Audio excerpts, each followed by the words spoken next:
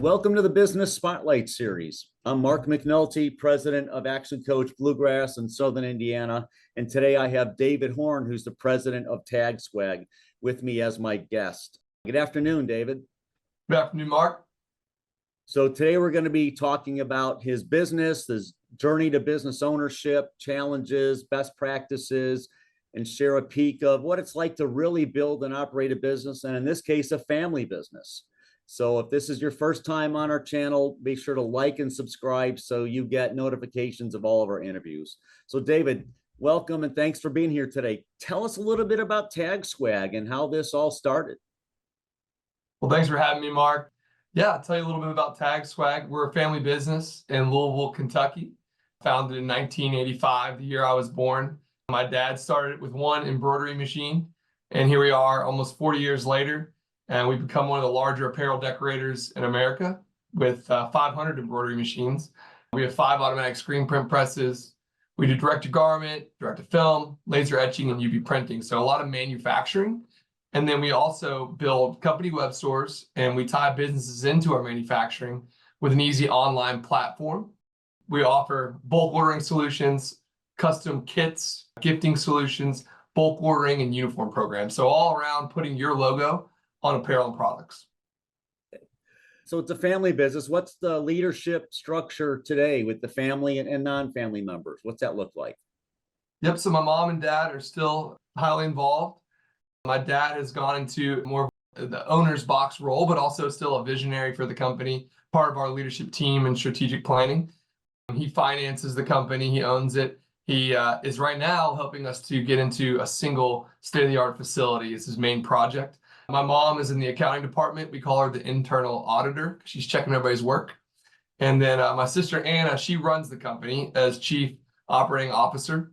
I'm on the business development side. My title is president, but I'm in charge of revenue and growth initiatives. Okay, awesome. So how did you come to join the family business? You did some other things before that, right? Yes, I spent 10 years in the soccer industry before joining the business and was glad to get some experience outside of it first. But I played a little bit minor league professional and then started a pro indoor team. I was a general manager at 25 years old, so got some good leadership lessons doing that. And then ended up on the staff of University of Louisville men's soccer with head coach Ken Lola. And that's where I was able to kind of be a mentee of a phenomenal servant-based leader in Ken Lola. He brought that program to a #1 national ranking and built a real championship culture, 5 out of 8 Elite Eights. And he's a servant-based leader who was a great role model. And my time in soccer was helpful more so even in the preparing me for being a leader as it was in soccer. I recognized I wasn't going to be a soccer coach in my time there. And so then the family business kind of came calling. It was timing. And I joined about 6 years ago. Okay, great. So tell us a little bit more about what makes TagSwag so special. Yeah, there's 3 things about us that make us unique.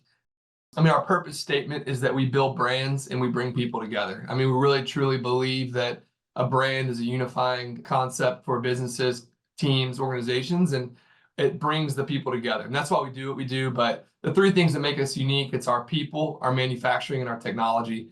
Our people, we are a multi-generational and also multicultural company with 5 countries and 4 languages represented. We've been home to the refugees since the 1980s, and that diversity of thought makes us really strong. We have a lot of really skilled operators and team members across the board.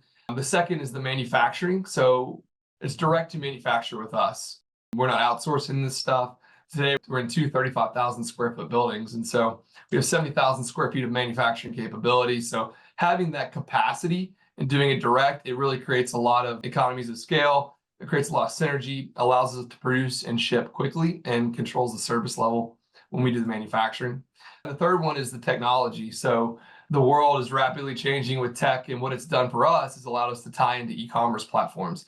So we have some really state-of-the-art technology that allows orders from e-commerce platforms like a company store tied directly back into the manufacturing. So getting that blank good from a supplier and then decorating it, we call it brand on demand. We do it all on demand with no inventory, and we ship in 5 to 10 business days. So having those 3 things combined, people, manufacturing, technology, is what makes us different. Okay, awesome. So what's something that you wish more people knew about TagSwag? Yeah, so people didn't quite really know about us, even though we've been around for almost 40 years. We were in a different channel completely up until 2020. So we were what in our industry is called a contract decorator, pure, meaning that we were just kind of a middle, invisible in the supply chain company. So we were manufacturing logos mainly just for resellers and distributors. And so in doing so, we were behind the scenes. But since 2020, really when COVID hit, that's when we made a big pivot and a big shift because the work kind of started drying up. And we recognized that, we're not in control of our destiny in this world. So we decided we want to start some of our own sales channels. And then e-commerce is blowing up and exploding at the same time. So, what we would hope that people know is that we're here. And at this point now, here 4 years later, since we started selling into these channels, we've become much more recognizable. And it's really helped us to become more efficient in the marketplace. So one, that we're here, and what I hope people know about us is that we have a ton of capability and capacity and ways to serve people and to make people's lives easier, specifically with HR directors, marketing directors, owners of company who want to build their brand and bring their team together around their brand. Okay, awesome. So you mentioned you're responsible for business development. So tell us a little bit about what marketing and business development looks like at TagSwag. Yeah, so on that side, client acquisition is a big part of our growth strategy right now. We have about 350 web stores in 36 states. We're adding about 2.5 customers every week, signing on as a new client. And what that looks like is it's an annual sign on to get a web store. And so our growth strategy is continue to add customers. We add customers, we onboard them with an onboarding team, and then we serve them as an account. The other big growth strategy for us is under enterprise clients, and that's with large organizations, corporations, healthcare, hospitals. That's an area that we can really serve with our three uniques that I mentioned before. And that's my personal quarterly and annual objective right now, is to find the decision makers in those channels and share our story and demonstrate our capabilities and provide solutions to them. We still offer contract decorating. So big uniform companies, all the biggest ones like Centos, UniFirst, Aramark, places like that do a lot of uniforming. We do overflow work for those. That's a revenue generator for us. And then also just contract work for concert merchandise, event merchandise, where they have overflow and needs to produce high capacity jobs, tens of thousands of t-shirts, say, for an event coming up. Those are some of the main channels that we work in. And so trying to figure out the right clients in each of those channels and matching it up to kind of our capacity on the service side, but also on the manufacturing side, is a big part of my role. Okay. So tell us a little bit more about web stores. Yeah, so a web store is the main channel is for companies. Size is 50 to 500 is kind of our target in that area. And those web stores will have, your logo on about 75 products, everything men's and women's categories, as well as accessories, bags, hats, everything from t-shirts, quarter zips, polo shirts, rain jackets, puff jackets, the full gamut, different types of hats between trucker hats and golf hats and dad hats, bags like tote bags and backpacks and laptop cases, all those types of products that you need for your team around your brand.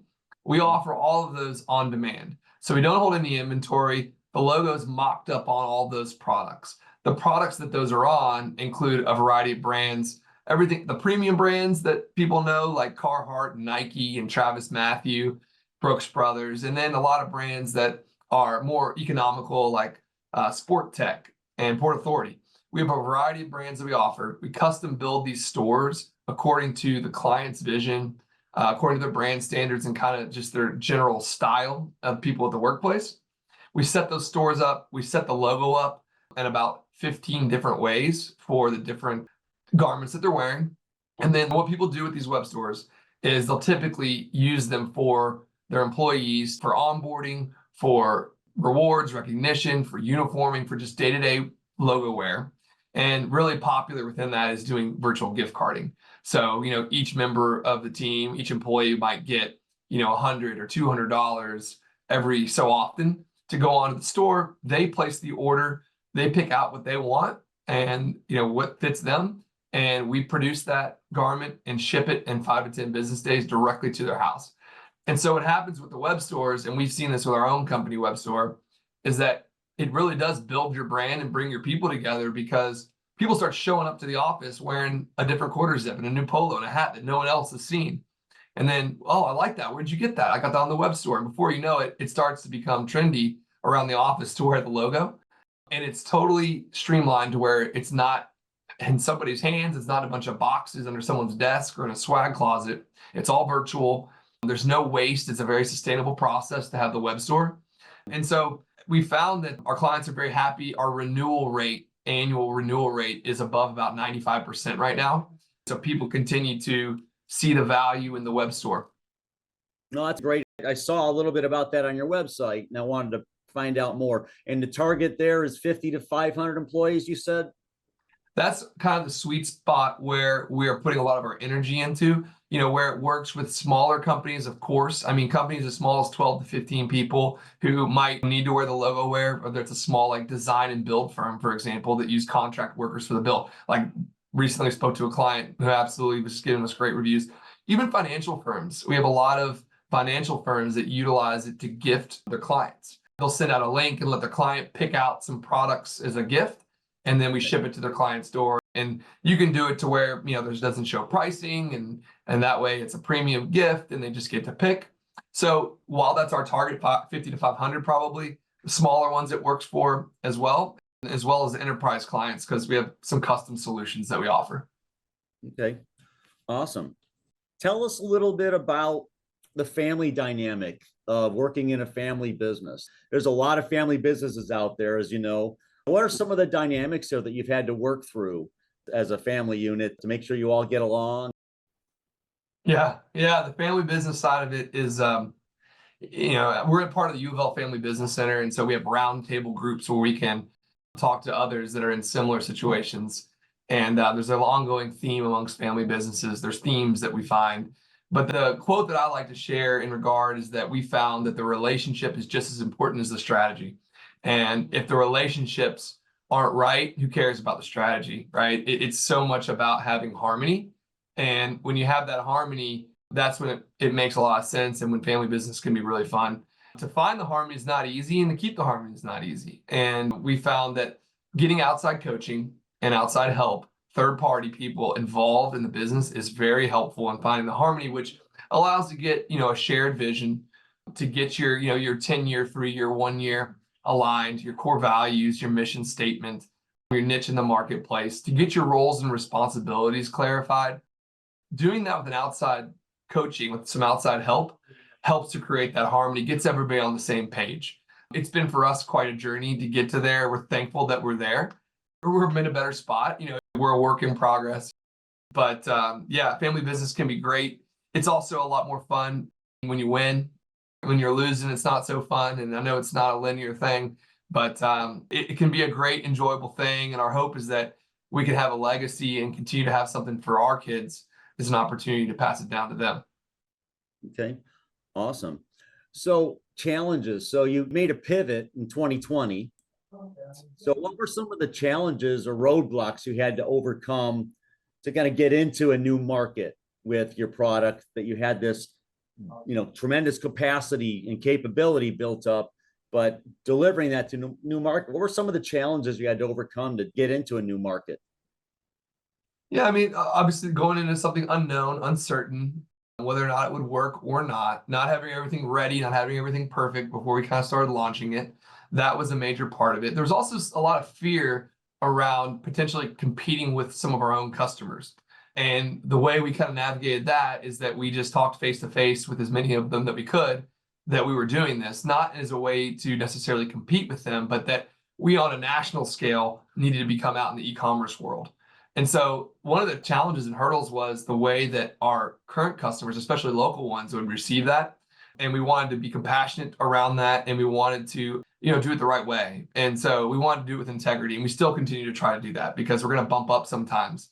So that was a major challenge, and that was also a reason why we hadn't done it. But at the end of the day, what we decided was that we have to really make sure that we have a viable, healthy business, or we can't help anybody. And so we needed to go and take that risk and overcome that fear. And so that was a major hurdle, just psychologically, that it was okay for us to sell in this channel.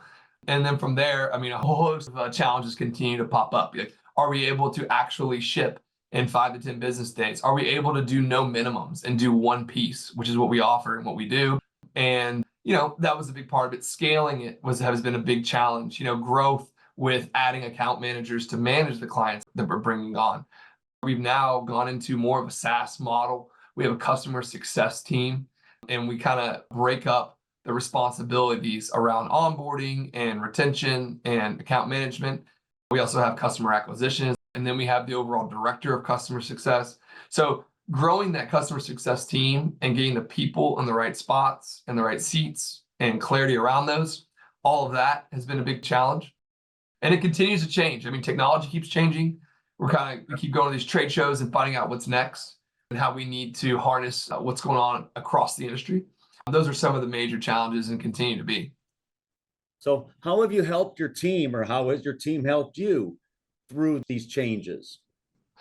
Yeah, I mean, what we found is that getting the right people is everything. It's all about the team and about the people. If you have the right people, you can change the strategy. And what that comes down to is, are these people core value matches?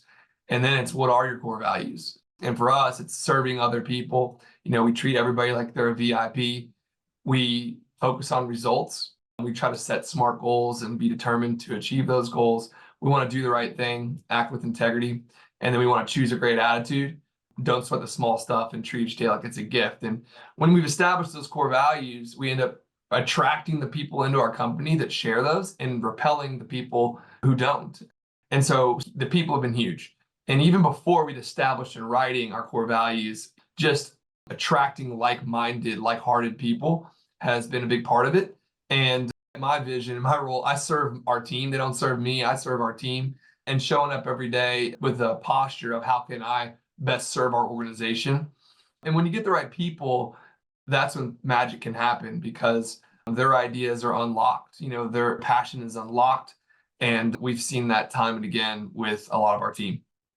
Okay. So what types of things do you do to develop your team? It's a family-owned business. There's probably a lid on how high they can rise in the company, but you've got over 100 employees and, layers of management. So what sorts of things do you do to develop your team? Yeah, it's an area of growth for us for sure. But one of the things, for example, that we've done is book of the quarter, where people can opt in and we'll get everybody the book. For example, The 7 Habits of Highly Effective People by Stephen Covey. That's a book that we've done where we meet on Tuesdays at lunch, and we have a bookmark in there that is the reading for that previous week. And we kind of march through that book together, talk about it over lunch. And it's kind of like a low pressure, but high opportunity way that people can opt into personal and professional development. That's one way. We get plugged into our leadership team around things at the U of L Family Business Center. We'd like to, as we go along, offer the ability to get into different groups around town for personal and professional development and pay for that. We're almost there in offering that. That's part of our goal, is to provide that type of growth opportunity. Some of our younger team members are in organizations like YPOW, and they have some personal professional development programs that we'll invest in for them. And then, it also starts with just being who the leaders are themselves. The quote is something like, of all the books on all the shelves, it's who the leaders are themselves. And so, us providing an example, a role model of what it looks like to be a leader and to be an effective team member, how to treat clients, how to move strategy forward. But the book of the month is probably our best go at this point for development. And our hope is that to be an area of growth for us. Okay, awesome. I like that. So we've covered a lot of ground here. And for those of you listening, David has shared a lot of little nuggets there and a lot of big nuggets. And it's always about figuring out, how do I apply the lessons of another successful growing company to my business? So listen a couple times. So David, now I've got our last few questions here. These are quick ones, kind of top of your mind best. So first one is, what's the key to success for you? Relationships. The quote that I like from John Maxwell is that the quality of your life is in direct proportion to the quality of your relationships. And that's what success is all about, is the quality of the relationships. Direct proportion to the quality of your life is the part that I like in there. And I know we've all found that to be true. When your relationships are right, especially with the people closest to you. And that's the second quote, is that success is having those closest to you love and respect you the most, because they're the ones that know you. Those are the most challenging quotes for me, but those are my best definitions, that I can be the same person at home as I am at work, with my wife and with my kids and with my family. So that's success for me, is those relationships. Awesome. Great. What's one piece of advice you would give to other business owners? Surround yourself with great people who are core value matches. Get outside coaching and help. It's always worth the investment of time and resources, because it's exponential growth in that regard. Those would be two big ones for me. Okay, great. So what's a book that you're reading now, or you've read recently or listened to, that you'd recommend to others? Right now, I'm reading a book called Inbound Selling by the guy who started HubSpot. The other is The Challenger Sale. I'm trying to learn more about enterprise sales and the way that sales has changed today as it used to be, just to kind of stay sharp in the marketplace. Things are always changing, and it's what you learn when you already know everything that really matters. I might know a thing or two about selling, but not nearly enough, and it continues to change. So those books in that regard. The quintessential classic, I already mentioned one, Stephen Covey's 7 Habits, but the other that I always recommend is How to Win Friends and Influence People by Dale Carnegie. Just principles of success and about people and how people operate is something that's going to help anybody in any walk of life to kind of level up their game. All right. So if you had to choose one area of your business that you could immediately improve tomorrow, what would it be? I would say automation and technology. For us, it's all about getting that apparel and those products to our machines in an efficient way. And technology is the key to that. We have really great people and we have a ton of capacity. How can we get that stuff to our machines faster, more efficiently, and in greater abundance? And I think that technology unlocks that. So that would be the one for me at the moment. Okay, great. So before I ask you my last question, people want to find out more about TagSwag. Where can they go? They get your website, Instagram, Facebook. Where else can people learn about you and what you do and get in contact with you? Those 3 channels that you just mentioned. But the one that we are most active on is LinkedIn, because there are a lot of B2B, and that's where we have the most up to date. It's where I post kind of within my world, and TagSwag posts itself. That would be the best channel, is probably LinkedIn at the moment. Okay, great. All right. So last question for you today, and that is this. What inspires you the most right now? Our vision for the future. We have a lot of hope for where we're going. We think that our strategy is worth waking up every day and going after and chasing after. I'm really inspired by the building that we're about to move into.